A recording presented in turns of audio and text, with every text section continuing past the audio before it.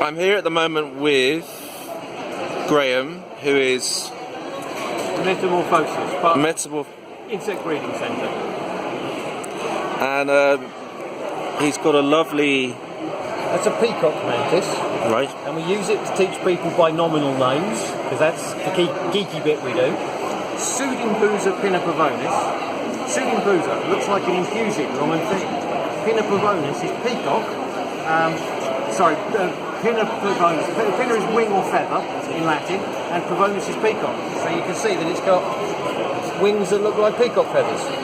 It's absolutely amazing. Beautiful mantis. Absolutely beautiful. Incredible. And that's a Malayan deadleaf, giant deadleaf next to it. I'm calling it a Gothic mantis because it's almost black. Wow. Magnificent beasties, but it gives a nice variation of types. They're pretty feisty actually, aren't they? Oh, some of them can be. This has got quite a lot of attitude. Ouch. But some of them are really calm. That's a ghost man. Wow. I know several friends of mine are really into their mantis. So I'll do a bit of a shout out to Silver Spiders, who's in Port Talbot in Wales right now, enjoying his sunny afternoon. But he loves his mantis, and I think he got a few ghost mantises at the BTS. I think you saw him actually. He was with me, a Welsh chap, and I think he got them from here. But I got a Tigrina Wasseli, I think. From, is this your... Janice, that's my wife, Janice. Yeah, I got a Tigrina Wasseli from Janice, and it's molted. Nice. And it's looking good. Yeah. Spider. So it is, yeah. I got the actual spider because my friend's called Vessel, and he's a Dutch guy, so I was interested to sort of get one and as a sort of nice gesture for him. But yeah, so you've enjoying the show? Oh, loving the show. Trying to Brilliant. infuse people on isopods. Wood lice is the future. Yeah, I should actually get some really myself. I've had a few bits of problem with mould recently. In which case, definitely isopods. And you can go pretty now. So you can go black and white, you can go orange and silver spotted. We do this one, we're calling the Malaga Monster. It's a 3 centimetre beastie. I never knew that actually. Well, I knew there were different types, but I didn't realise they're so exotic.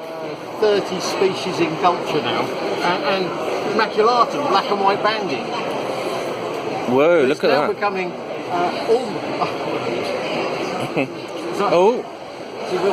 She's actually got it on her hand.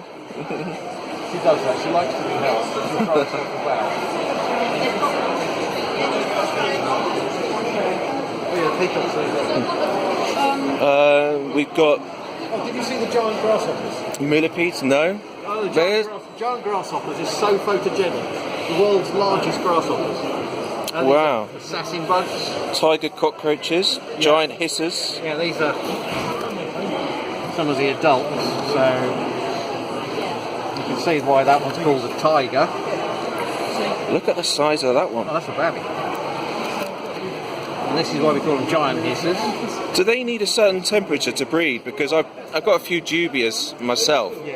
And dubulously, that's a terrible joke, but they haven't actually bred, and even with the increased temperatures, we had that hot spot a couple of weeks back, and increased protein input. Protein input is important. You've got to think about what you're putting into them. They also need to make up that exoskeleton. So the exoskeleton requires calcium, so it requires extra proteins. We use leaf litter. They'll feed on the leaf litter. But what temperature do you keep yours at then to breed? 25 to 30 is fine. Right. Oh well, that's strange then, because I had them and we had that hot spot, but maybe they need a prolonged period of heat for them to get into the breeding phase, perhaps. If you're not giving the right diet. Think about what you're putting into them. I've been feeding them, typical veg, cucumber, orange. Where is the exoskeleton material coming? Fish food I've had, and also bran flakes. I've got, Scottish oats. But they don't seem to go for it. Right. See, that's where I'm probably going wrong, because I've noticed that the roaches I've got haven't really been eating that much, or don't seem to. And I was thinking, is it the temperature? Is it the... Are you drying the tank? Is the tank nice and dusty? Yeah. The only moisture they should get is through the food. Yeah. Oh, they do eat, but it's just not the quantity. yeah, not say like your crickets that will just munch through a whole load of kale within a couple of days. But It says to me that you're actually missing out on one of the most important pieces, which is the leaves. They have to take on that cellulose. yeah, To make an exoskeleton, and their bodies are designed that they won't produce the next generation because they're not going to assimilate their own exoskeleton to make the limbs. yeah, So you really got to start thinking about where are they getting the next generation product. So you're supplying the building blocks. yeah, And fish food, brilliant. right. Just think about more where they live, leafleting. Yeah, yeah. Well, I've been doing some worms as well, some superworms, and they haven't worked either, really. Well, they're gestating, whatever it is, pupating. I have 2 beetles out of 20, You know, and only pupate individually. yes, and I just found that out from. 5mm film canisters. I know we don't get many of them anymore. Absolute wonder. There's a really nice chap called West Coast Arachnids, so I'm doing a bit of a shout out here, but he's just got into it, and he sent me a message because I said it to him, and he said, "Yeah, have them individual," and I was like, "Eureka!"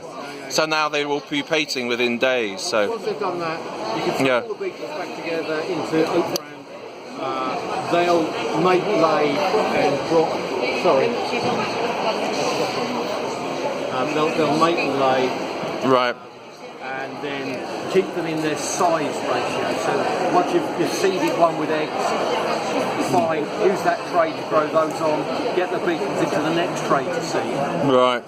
Yeah. I need to definitely recheck his video, and we'll see if I get any details, and then I'll look into the.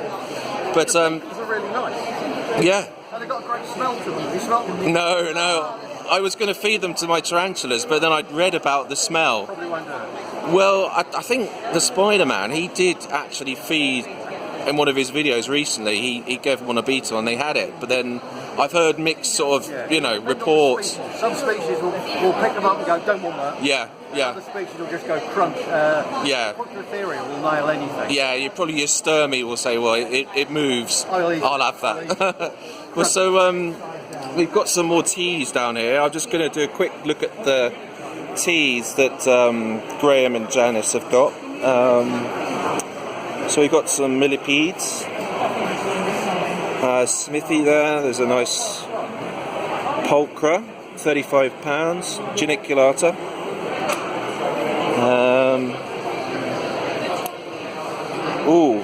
Poecilotheria rufilata.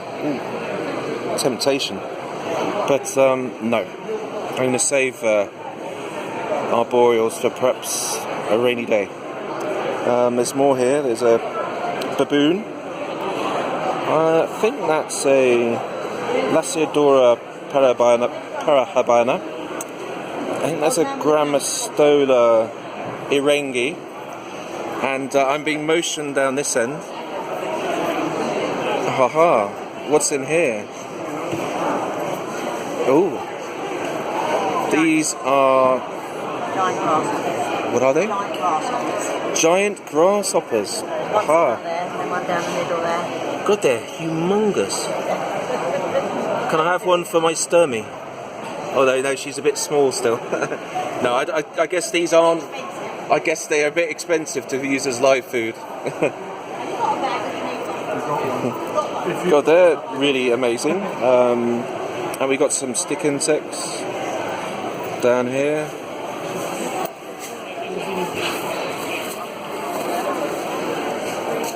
And that's it. So let's see if we can see some more stalls. Right, I thought I'd just sign off filming at the Birmingham Entomological show. Got a nice mystery box here. This is Portsmouth spiders, and this is Scott. Danielle. And I've seen them before at a previous show, and they got some lovely teas down here. Any particular ones you'd like to mention? I mean, there's a good selection. Obviously the Balfouris. Where are the Balfouris? Just here. They're here on Loads. 6 for 100. Ooh, 6 for 100. I've already got mine though. I didn't realise you were doing the Balfouris as well.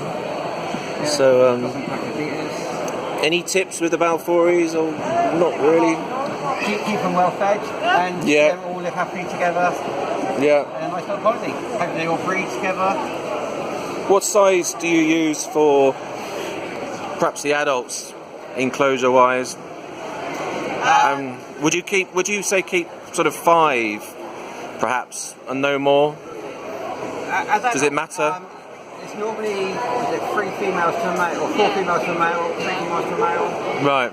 Good ratio. Yeah. You obviously don't want too many. You obviously want 1 male to more females. Right. But obviously, if they're from the same egg sac, would you, if you find out you get males, would you take out the males or just leave them still in there? They can breed together. So you could have, yeah. So is that? Your brother and sister can breed. So you would then perhaps remove the male. The male kind of like matures before the females do. So you don't really get that. Right. Okay. So, but you would recommend taking out the male then if it was. Yeah, we know people that do. Because like Dan said, the males will mature maybe a year before the females. Right. Okay. So there's no point So keeping generally, you them. take them out, as they get to the male. Oh, stage, yeah, okay, take them yeah, out and yeah. then send them off. Or, Yeah. Exactly. So I'll bear that in mind. You might be hearing from me. Have your males. But yeah, some other lovely tarantulas down here, which not really coming out in the light actually. What's this one? There's Philippus orphanaceus. Oh, we got some Pamphobetius, Machala. They're lovely, and nice prices as well. So yeah, Portsmouth tarantulas, and I'll put a link to their website. Are you on a website and Facebook and stuff? So, we've got a website, we've got Facebook. when are you next attending a show? When's the next show? We will be at the next Bristol show, September the 10th. Right. I'm not sure about any shows before that. I know Lee's trying to organise one in August, Right. but not heard much about that yet. Okay then. Well, thanks for that, and have a lovely day. Thank you. Nice to see you.